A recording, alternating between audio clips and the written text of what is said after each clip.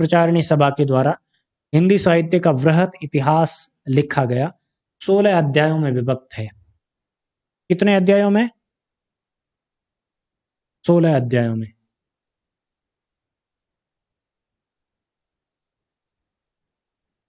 सोलह खंडों में इसका प्रकाशन किया गया। अब कई जगह ये क्वेश्चन आता है कि वृहत इतिहास के कुल खंड कितने हैं?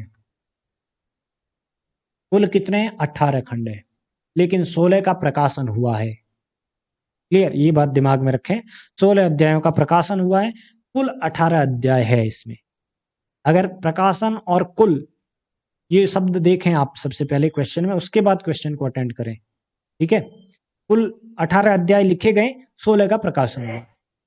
अब कुल का जिक्र यहां क्यों आता है? इसके पीछे एक रीजन है, क्योंकि इन्होंने क्या किया था, नागरी प्रचारिणी सभा ने समूचा हिंदी साहित्य देखा, समझा, और उसके बाद में उसका एक जैसे शुक्ल जी ने वर्गीकरण किया, द्विवेदी जी ने वर्गीकरण करने की कोशिश की, ठीक वैसे ही उन्होंने वर्गीकरण करने की कोशिश की, और हर एक वर्गीकरण के एक एक बिंदु पर उन्होंने एक एक स्पेशल व्यक्ति के द्वारा सामग्री लिखने के लिए कहा गया।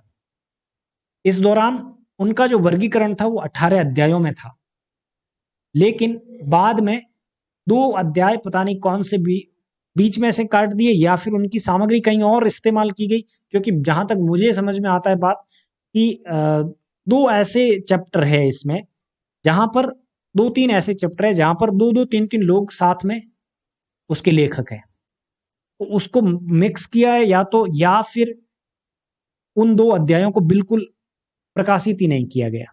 संभवतः उसकी जरूरत उनको नहीं लगी हो, ऐसा भी हो सकता है। मेरी नजर में ये बात है।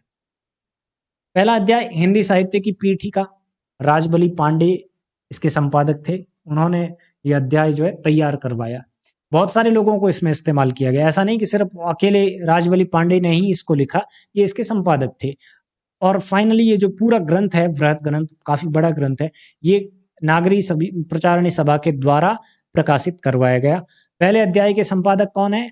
राजबली पांडे। नॉर्मली आप इनको दिमाग में रखिए, चैप्टर्स को और इनके राइटर्स को, संपादकों को। में भी कई बार पूछ लिया जाता है, अगर कोई टेढ़े दिमाग वाला इंसान होता है तो इस तरीके का क्वेश्चन पूछ लिया जाता है। या फिर कई बार क्या पूछ लिया जाता है कि निम्न में से नागरी प्रचारिणी सभा का जो वृहत इतिहास प्रकाशित हुआ था उसका निम्न में से कौन सा अध्याय नहीं है, ये भी पूछ लिया जाता है।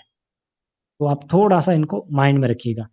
प्रथम अध्याय हिंदी साहित्य की पीठिका, डॉक्टर राजबली पांडे इसके संपादक है। फिर उसके बाद दूसरा अध्याय है हिंदी भाषा का विकास, डॉक्टर धीरेन्द्र वर्मा, जिन्होंने हिंदी साहित्य लिखा था, जो कि एक इतिहास ग्रंथ माना जाता है, और समूचे काल को उन्होंने 3 खंडों में विभक्त किया था।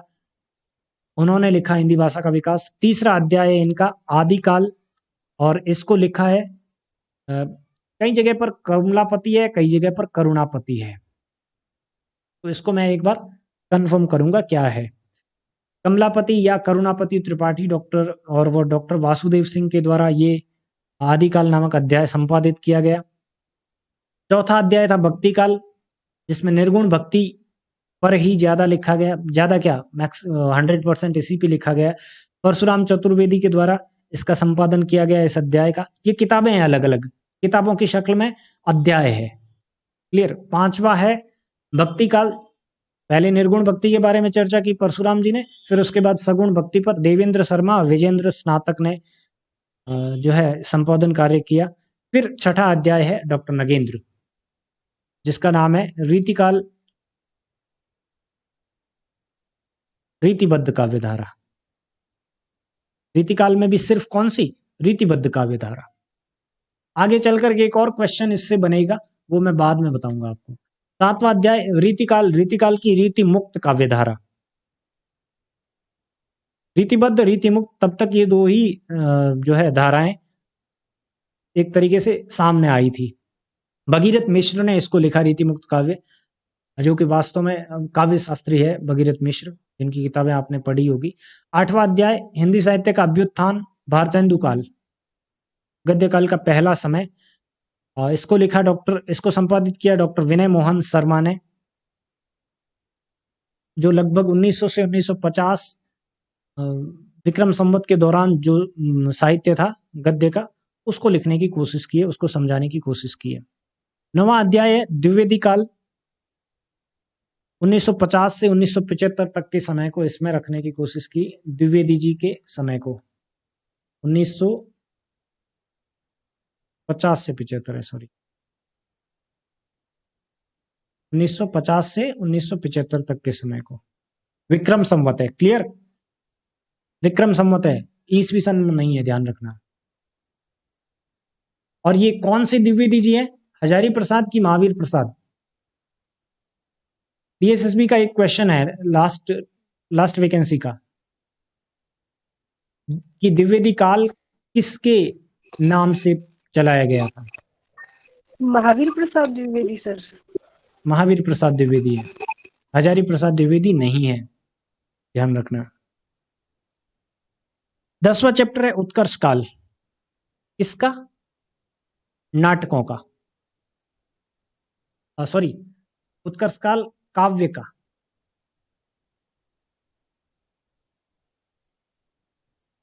आप इसको कह सकते हैं पद्य का उत्कर्ष काल। ये किसने लिखा? ये भी डॉक्टर नगेंद्र ने लिखा। फिर 11वां अध्याय है उत्कर्ष काल नाटकों का। दशरथ ओझा जो कि प्रसिद्ध इतिहासकार है, और सावित्री सिंह ने ये अध्याय जो है संपादित किया है। और इसमें इन्होंने 1975 से लगा के और 1995 तक, 1975 से 1995 विक्रमी संवत तक के नाटक और नाट्य शास्त्र पर टिप्पणी करने की कोशिश की है। 12वां अध्याय कथा साहित्य, और इसमें भी वही 1975 से 95 तक का, ये आपके लगभग 95 विक्रम संवत तक के साहित्य पर चर्चा करता है। और निर्मला जैन ने कथा साहित्य पर बात की है, और कथा साहित्य के विभिन्न अलग अलग जो रचनाएं और जो विधाएं सामने आ रही थी आधुनिक काल में, उनको समझाने की कोशिश की है निर्मला जैन ने। और डॉक्टर निर्मला जैन वस्तुतः क्या है? काव्य शास्त्री है। निर्मला जैन की काव्य शास्त्र की किताब बहुत ज्यादा अच्छी है। अगर आपको कहीं काव्य शास्त्र नहीं समझ में आ रहा है तो निर्मला जैन की किताब को उठा के पढ़ लीजिएगा, आपको सरल भाषा में समझ में आ जाएगा। मुझे बड़ी अच्छे तरीके से समझ में आया, मे भी आपको भी आ जाएगा। फिर 13वां अध्याय समालोचना और निबंध व पत्रकारिता, लक्ष्मी नारायण सुधांशु। ये भी 1975 से 95 विक्रम संवत के दौरान का जो समालोचना का विकास होता है भारतेंदु काल से, वहां से लेकर के और 95 तक विक्रम संवत में जो कुछ भी समालोचनाएं लिखी गई है उसके बारे में, उसका विकास क्रम, रचनाएं, रचनाओं की प्रविधियां, निबंध साहित्य और पत्रकारिता के बारे में टिप्पणी करता है। 14वां अध्याय अद्यतन काल। इस अध्याय को गौर से देखना। 1995 से लगा के 2016-17 तक का जो है सामग्री, वो इस अध्याय में रखने की कोशिश की है। संपादन किसने किया है? हरवंश लाल शर्मा ने। अद्यतन काल मतलब जो अपडेटेड है, अभी चल रहा है।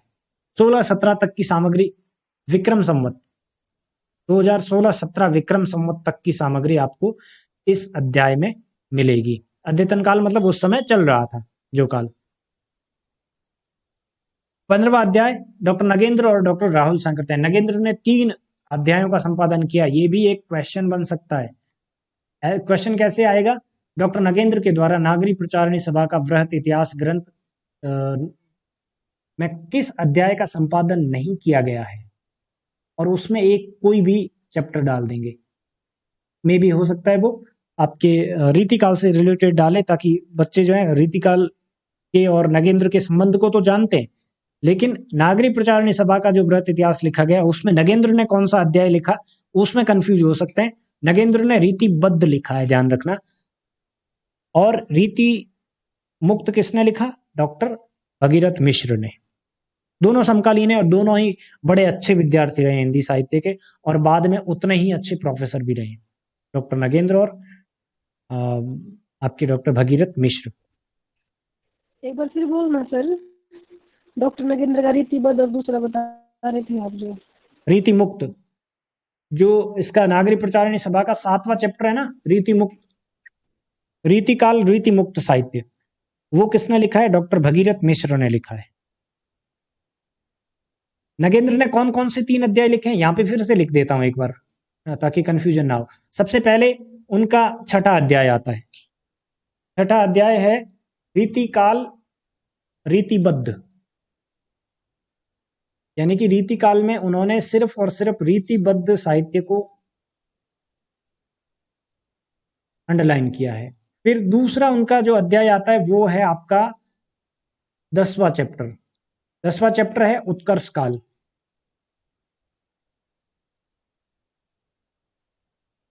और तीसरा जो उनका अध्याय आता है वो है आपका अंतर भारतीय हिंदी साहित्य, 15वां चैप्टर।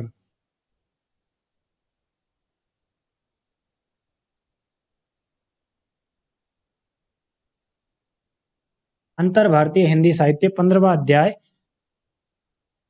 संभवतः इनमें से किसी चैप्टर को, जो 3-3 2-2 नाम आ रहे हैं, इनमें से किसी अलग से लेखक के साहित्यिक जो भी संपादन कार्य था उसको मर्ज किया है इन्होंने। ऐसा क्लियरली कहीं पर भी किसी किताब में देखने को नहीं मिला अभी तक, आज तक मुझे, कि जो 2 अध्याय गायब है यहाँ से, वो कौन से हैं, किसके हैं, वो क्लियरली नहीं पता चलते हैं। तो डॉक्टर नगेंद्र और राहुल सांकृत्यायन जी ने अंतर भारतीय हिंदी साहित्य नाम से इसका 15वां चैप्टर जो था उसका संपादन कार्य किया। 16वां अध्याय इसका हिंदी का लोक साहित्य, कृष्णदेव उपाध्याय, डॉक्टर कृष्णदेव उपाध्याय। और जो लोक साहित्य का पेपर जिन लोगों ने एमए में दिया है, स्पेशलाइजेशन में लोक साहित्य है जिनके, उन्होंने कृष्णदेव उपाध्याय की एक किताब और ये अध्याय बड़े अच्छे से पढ़ा होगा आई थिंक, जिनका लोक साहित्य पेपर रहा है स्पेशलाइजेशन में। क्लियर? ये 16 अध्याय जो थे नागरिक प्रचारिणी सभा के द्वारा जो हिंदी साहित्य का वृहत इतिहास छप के आया, उसमें ये 16 अध्याय प्रकाशित किए गए। कुल कितने अध्याय थे, ये क्वेश्चन पूछा जाता है कई बार, कुल कितने अध्याय थे? तो कुल में आपको लिखना है 18। ध्यान रखना, कुल शब्द आए तभी 18 लिखना है, अदरवाइज 16 ही लिखना है। प्रकाशित कितने हुए अगर ऐसा पूछे तब आपको 16 ही लिखना है। कितने अध्याय है, कुल नहीं पूछ रहा कितने अध्याय है, तब भी आपको 16 ही लिखना है। 18 16 दोनों ऑप्शन में फिर आपको देखने को नहीं मिलेगा। क्लियर?